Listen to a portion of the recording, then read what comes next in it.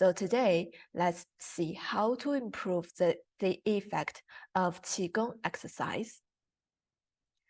Yes, and this is how we understand about qigong. Qigong, this word, is formed by two characters, qi and gong. As the qi, we all know what is qi, right? It's a kind of special material. It's so subtle and so clear, and we can't see it, but we can feel it. We can use it. You can assume it has an energy, which you can use it to nourish yourself. And we could say qigong is a skill of practicing qi. So this practicing qi is especially for qigong exercise, or we can say qigong is a kind of kung fu. You have already know the three elements, yes, body, qi, and mind. These three elements constitute human life, but we still need to know they are a whole. As we all know, Western medicine, you have very familiar with the anatomy, very subtle, even to the cells and DNA. And also, Western medicine know about mind, psychology, all this mind feeling, all the meditation, all the what this kind of consciousness, thoughts, consciousness, and feelings, all have been described in psychology theory. And in Chinese medicine, well, we don't know so subtle things like Western medicine. We don't know DNA from ancient Chinese. We don't know we even have cells. We just know the basically anatomy, how the stomach look like, how the brain look like, just a basically view of the anatomy of the body. And we also know the spirit, the mind. We have this idea too. And furthermore, we do know a special thing constitutes our life, which is qi. We can say qi is a kind of aura of life. And qi is one of the essential elements that constitute life. That's what we all know. It could be shown like the aura of human life or the biological field. Could be all be shown in sound, light, etc. All these things. But we still don't know what qi is, what qi really is. We can't see the whole face of qi. So we question the substance and master the law. So this is again how we know about human life by Chinese medicine. And this is how Chinese medicine know about qi by this picture could be shown. You see, this picture is an anatomy, very basic anatomy for the human body. You can see here is the lungs in our chest, right? And surrounds the lungs, there is a kind of qi. You see it? The white one, the qi could be shown in the lungs. It is fulfill the lungs and surrounds the lungs. Again, you see it? So in our lungs. And in Chinese medicine, we do know the lungs qi needs descending downward. You see this arrow? Lungs qi are going to descending downward. Why do we know this? Because when people getting ill, do you remember the symptoms of COVID? People always cough. All the qi you can see always rushing up.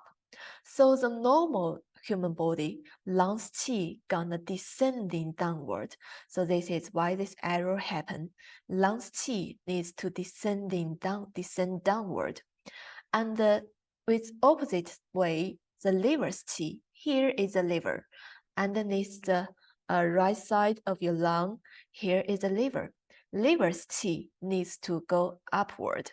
So this is how qi goes, the direction of qi in our body, in the visceral organ. And our body is constituted by inner organs. Inner organs we have already very familiar with. Inner organs like the 5 zang organs, liver, heart, spleen, lungs, kidneys. All these are 5 zang organs. And we have the fu organs, which are the difference between zang and fu is the zang is fulfilled by the subtle, by the substance is fulfilled, but in the full organs, it's hollow inside, like the stomach. It is hollow inside. It's like a tube, or in the intestinal gallbladder.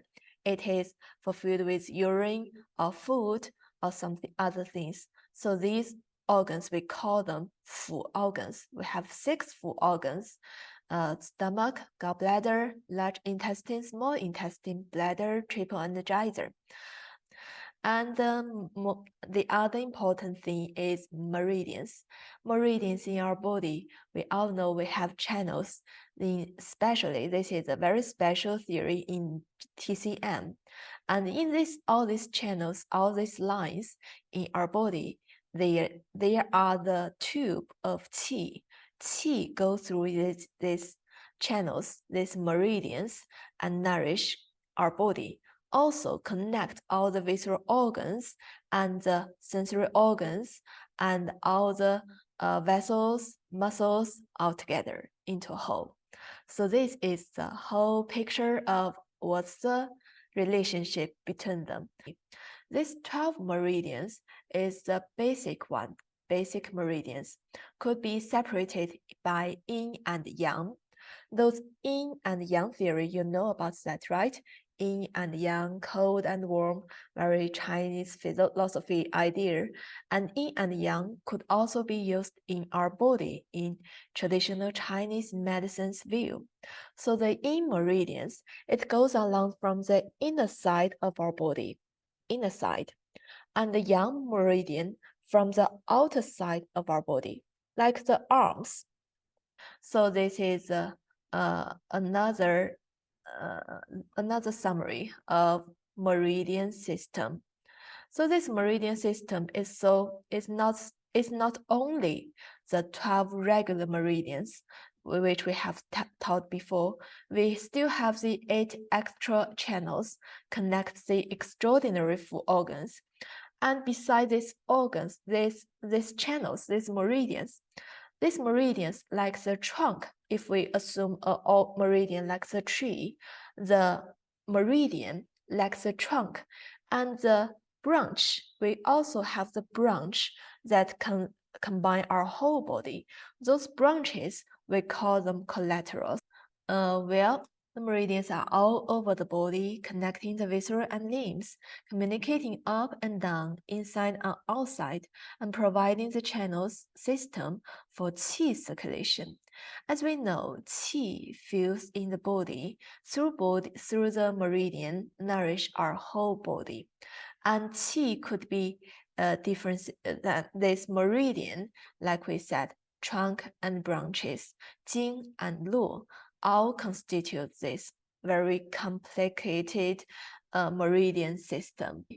And what's the relationship between the meridian visceral organ system and our qigong exercise? How we use qigong to exercise, how we use this theory to guide our qigong exercise, what's the connection with them?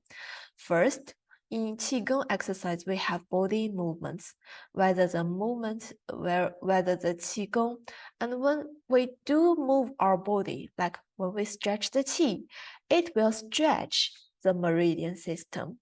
When we move and the meridians move, like when the meridians move, it will bring the skin, tendons, meridians, visceral organs all move together. So that's why qigong not only benefits your muscles, your bones, it also benefits your inner organs. There is qi inside and outside. We always say qi fulfills body and surrounds your body. Connect yourself with nature by qi.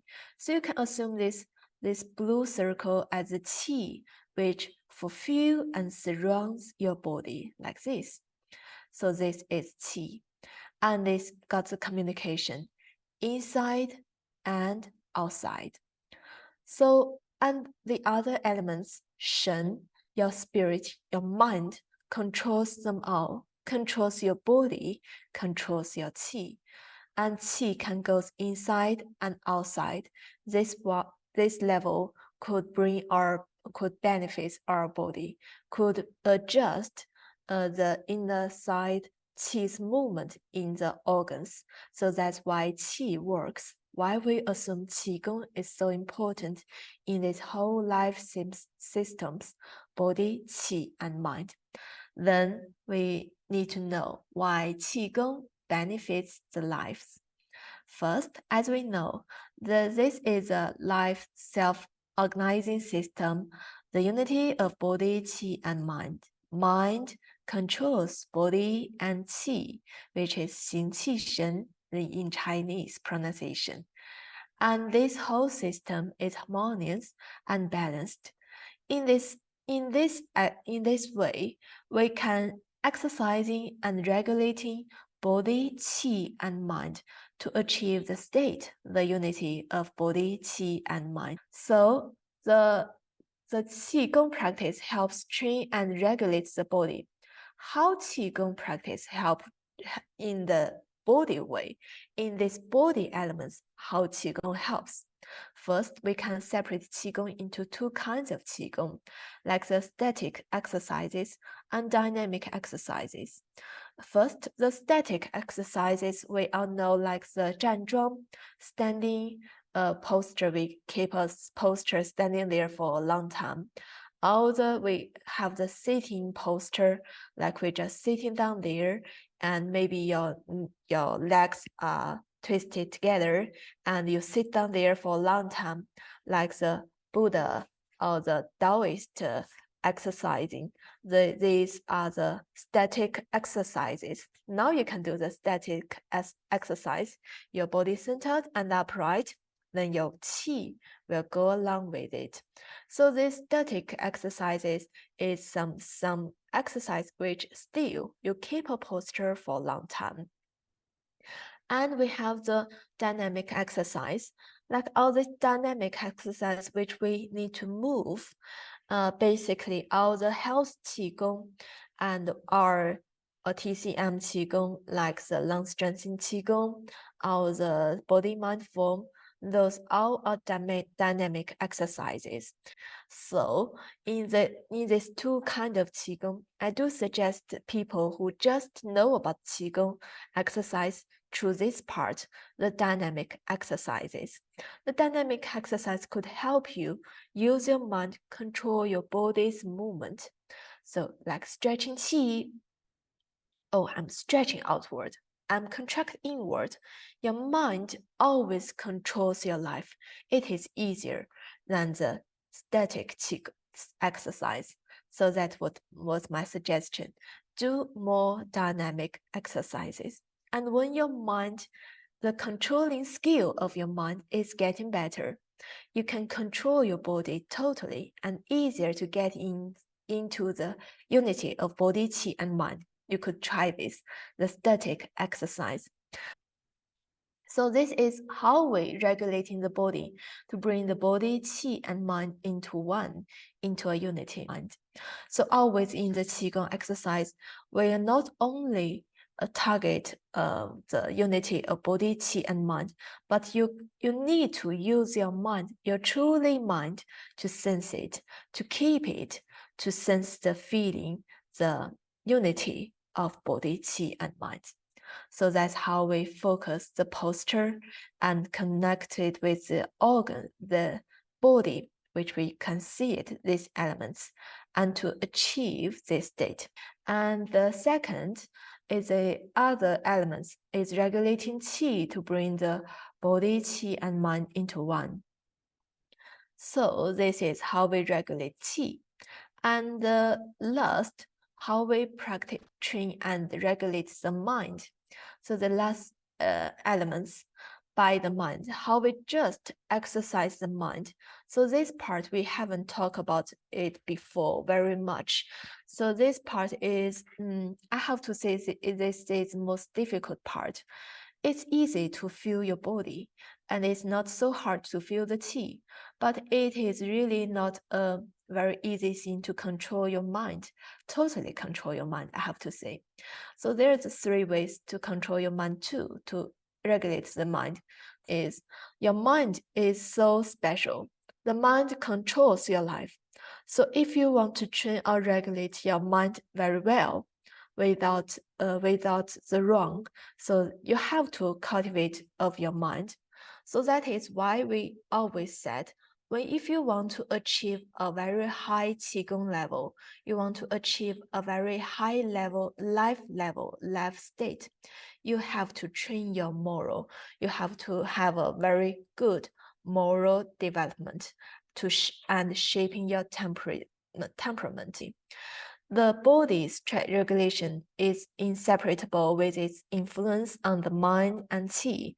The regulation of qi incorporates that of the body and the mind, and more importantly, mind regulation must be applied to the body and qi. So they are a whole actually. When we're talking about more body, there's no leave of qi and the mind. They are a whole. They can't be separated so clearly. So the body, qi, and mind, the unity is in this picture, this life self-organizing system. We shall always keep in this state. If you'd like to access the full version of this lecture or join our weekly medical qigong classes, scan the QR code or go to our website.